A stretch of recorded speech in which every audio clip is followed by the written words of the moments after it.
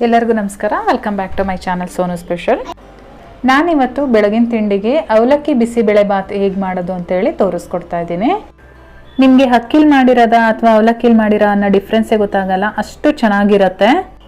ತುಂಬ ಸುಲಭವಾಗಿ ಬೇಗನೆ ಆಗೋಗುತ್ತೆ. ಬನ್ನಿ ಹಾಗಾದರೆ ಹೇಗೆ ಮಾಡೋದು ಅಂತೇಳಿ ನೋಡ್ಕೊಳ್ಳೋಣ. ನಾನಿಲ್ಲಿ ಒಂದು ಕುಕ್ಕರ್ಗೆ ಅರ್ಧ ಕಪ್ಪು ತೊಗರಿಬೇಳೆನ ಚೆನ್ನಾಗಿ ವಾಶ್ ಮಾಡಿಬಿಟ್ಟು ಸೇರಿಸ್ಕೊಳ್ತಾ ಇದ್ದೀನಿ. ಹಾಗೆ ಇದಕ್ಕೆ ಎಲ್ಲ ತರಕಾರಿಗಳನ್ನ ಸೇರಿಸ್ಕೊಳ್ಳೋಣ. ನಾನಿಲ್ಲಿ ಒಂದು ಆಲೂಗೆಡ್ಡೆನ ತೊಳೆದು ನೀರಲ್ಲಿ ಹಾಕಿಟ್ಕೊಂಡಿದ್ದೆ. ಆ ಆಲೂಗೆಡ್ಡೆನ ಇದರೊಳಗಡೆ ಸೇರಿಸ್ಕೊಳ್ತಾ ಇದ್ದೀನಿ. ನಾನಿಲ್ಲಿ ಒಂದು 4ರಿಂದ 5 ಬೀನ್ಸು, ಹಾಗೆ 1 ಕ್ಯಾರೆಟು, ಹಾಗೆ 1 ದೊಡ್ಡ ಗಾತ್ರದ ಈರುಳ್ಳಿ, ಜೊತೆಗೆ 1 ಟೊಮೊಟೊ, ಹಾಗೆ ನಾನಿಲ್ಲಿ ಅರ್ಧ ನವಿಲುಕೋಸು ಇದನ್ನೆಲ್ಲ ಕೂಡ ಕಟ್ ಮಾಡಿಕೊಂಡು ಸೇರಿಸ್ಕೊಂಡಿದ್ದೀನಿ. ಜೊತೆಗೆ ನೆನೆಸಿರೋ ಅಂಥ ಬಟಾಣಿ ಕಾಳು, ಒಂದು ಅರ್ಧ ಟೀ ಸ್ಪೂನಷ್ಟು ಅರಿಶಿನ ಪುಡಿ, ರುಚಿಗೆ ತಕ್ಕಷ್ಟು ಉಪ್ಪು, ಹಾಗೆ ಇದು ಬೇಯೋದಕ್ಕೆ 2 ಕಪ್ಪು ನೀರನ್ನು ಹಾಕ್ಕೊಂಡು ಲಿಡ್ ಕ್ಲೋಸ್ ಮಾಡಿ ನಾನು 2 ವಿಷಲ್ ಕೂಗಿಸ್ಕೊಳ್ತೀನಿ.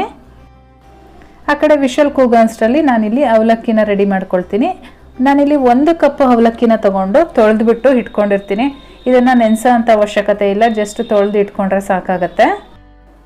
ಇವಾಗ ಈ ಕಡೆ 2 ವಿಷಲ್ ಆಗಿದೆ. ತರಕಾರಿ ಮತ್ತು ಬೇಳೆ ಎಲ್ಲ ಚೆನ್ನಾಗಿ ಬೆಂದಿದೆ. ನಮಗಿಲ್ಲಿ ತರಕಾರಿ ಕಲಸೋಗಬಾರ್ದು, ಇದೇ ರೀತಿಯಾಗಿರಬೇಕು. ನಾನಿಲ್ಲಿ 1 ನಿಂಬೆ ಗಾತ್ರದ ಹುಣಸೆ ಹಣ್ಣನ್ನು ನೆನೆ ಹಾಕ್ಕೊಂಡಿದ್ದೆ. ಆ ಹುಣಸೆ ಹಣ್ಣಿನ ರಸನ ಇದರೊಳಗಡೆ ಸೇರಿಸ್ಕೊಂಡಿದ್ದೀನಿ. ಹಾಗೆ ಸ್ವಲ್ಪ ಕೊತ್ತಂಬರಿ ಸೊಪ್ಪು ಕಟ್ ಮಾಡಿರೋ ಅಂಥದ್ದು. ಹಾಗೆ ನಾವು ಅವಲಕ್ಕಿನ ತೊಳೆದ್ಬಿಟ್ಟು ಇಟ್ಟಿದ್ವಲ್ಲ, ಆ ಅವಲಕ್ಕಿನೂ ಕೂಡ ಇದರೊಳಗಡೆ ಸೇರಿಸ್ಕೊಳ್ಬೇಕು. ಅವಲಕ್ಕಿನ ಸೇರಿಸ್ಕೊಂಡಾದ್ಮೇಲೆ ನಾನು ಇನ್ನೂ 2 ಕಪ್ಪು ನೀರನ್ನು ಸೇರಿಸ್ಕೊಳ್ತೀನಿ. ಇವಾಗ ಒಂದು 5 ನಿಮಿಷಗಳ ಕಾಲ ಫ್ರೈ ಮಾಡ್ಕೊಳ್ಬೇಕು.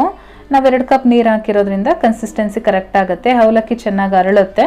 ಇದರೊಳಗಡೆ ನಾನಿವಾಗ 2 ಟೇಬಲ್ ಸ್ಪೂನಷ್ಟು ಬಿಸಿಬೇಳೆ ಬಾತ್ ಪೌಡ್ರು ಸೇರಿಸ್ತಾ ಇದ್ದೀನಿ. ಬಿಸಿಬೇಳೆ ಬಾತ್ ಪೌಡರ್ ಮನೆಯಲ್ಲೇ ಹೇಗೆ ಮಾಡೋದು ಅಂತ ನಾನು ಆಲ್ರೆಡಿ ವಿಡಿಯೋ ಮಾಡಿದ್ದೀನಿ. ಡಿಸ್ಕ್ರಿಪ್ಷನ್ ಬಾಕ್ಸಲ್ಲಿ ಲಿಂಕ್ ಕೊಟ್ಟಿರ್ತೀನಿ, ಒಂದ್ಸಲ ಚೆಕ್ ಮಾಡ್ಕೊಳ್ಳಿ. ಇದನ್ನೆಲ್ಲ ಚೆನ್ನಾಗಿ ಮಿಕ್ಸ್ ಮಾಡಿ ಒಂದು 4ರಿಂದ 5 ನಿಮಿಷಗಳ ಕಾಲ ಬೇಯಿಸ್ಕೊಳ್ಳೋಣ. ಅದು ಬೇಯೋ ಅಷ್ಟರಲ್ಲೇ ನಾನು ಈ ಕಡೆ ಒಗ್ಗರಣೆಗೆ ರೆಡಿ ಮಾಡ್ಕೊಳ್ತೀನಿ.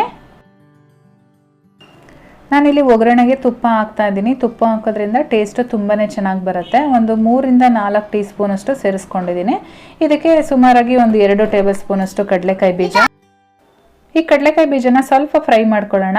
ಒಂದು ಸ್ವಲ್ಪ ಕಲರ್ ಚೇಂಜ್ ಆದಮೇಲೆ ಇದಕ್ಕೆ ಗೋಡಂಬಿನ ಸೇರಿಸ್ಕೊಳ್ತಾ ಇದ್ದೀನಿ.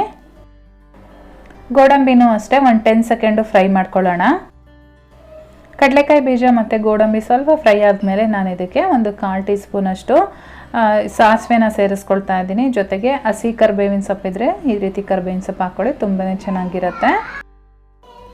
ಹಾಗೆ ನಾನಿಲ್ಲಿ ಒಂದು ದೊಡ್ಡ ಗಾತ್ರದ ಕ್ಯಾಪ್ಸಿಕಮಲ್ಲಿ ಅರ್ಧ ಕ್ಯಾಪ್ಸಿಕಮ್ನ ಕಟ್ ಮಾಡಿಕೊಂಡು ಅದನ್ನು ಕೂಡ ಆ್ಯಡ್ ಮಾಡ್ಕೊಂಡಿದ್ದೀನಿ. ನೀವು ಕ್ಯಾಪ್ಸಿಕಮ್ನ ಡೈರೆಕ್ಟಾಗಿ ಕುಕ್ಕರಲ್ಲಿ ಕೂಗಿಸ್ಕೊಳ್ಬೋದು. ಅದ್ರ ಬದಲಾಗಿ ಈ ರೀತಿ ಒಗ್ಗರಣೆ ಮಾಡಿ ಹಾಕಿದ್ರೆ ಟೇಸ್ಟ್ ತುಂಬಾ ಚೆನ್ನಾಗಿ ಬರುತ್ತೆ. ಇವಾಗ ಇದಕ್ಕೆ 1 ಟೇಬಲ್ ಸ್ಪೂನಷ್ಟು ಶುಂಠಿ ಬೆಳ್ಳುಳ್ಳಿ ಪೇಸ್ಟ್ ಆ್ಯಡ್ ಮಾಡ್ತಾ ಇದ್ದೀನಿ. ಹಾಗೆ ಒಂದು ಅರ್ಧ ಟೀ ಸ್ಪೂನಷ್ಟು ಹಿಂಗು ಸೇರಿಸ್ತಾ ಇದ್ದೀನಿ. ಹಿಂಗಂತೂ ಯಾವುದೇ ಕಾರಣಕ್ಕೂ ಮಿಸ್ ಮಾಡಬೇಡಿ, ಒಳ್ಳೆ ಟೇಸ್ಟ್ ಕೊಡುತ್ತೆ ಬಿಸಿಬೇಳೆ ಬಾತ್ಗೆ.